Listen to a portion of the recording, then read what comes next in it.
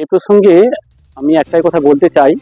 প্রথমত বার্ষিক ফুটবল মাঠ দুর্গাপূজা কমিটি আজকের এই সমাজ ভাবনা এবং বর্তমান সমাজের সঙ্গে যুগোপযোগী বিভিন্ন থিম ভাবনাকে প্রতিবার পরিবেশন করেছে।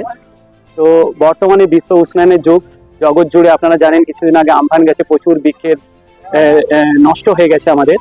আমাদের বহু মানুষ এখন শ্বাসকষ্টে ভুগছে। আপনারা জানেন এবছরে এত গরম পড়েছে যে এই গরমের জন্য মানুষ হাঁস করছে, জনগণ প্রায় গরমে হাঁপিয়ে মরছে। তো এই জায়গা থেকে বলছে যে আপনারা বাড়িতে বাড়িতে এসি না লাগিয়ে আপনারা গাছ লাগান। বার্ষিক ফুটবল মাঠ পূজা কমিটি আজকের এই জনসমাজ এবং পৃথিবীর সমস্ত মানুষের কাছে এই বার্তা দিতে চাইছে যে বৃক্ষই আমাদের মা যেমন সন্তানকে আগলে রাখে, ঠিক একইভাবে গাছ আমাদের গোটা সন্তানকুল মানে জীব জগৎ কুলকে রক্ষা করে।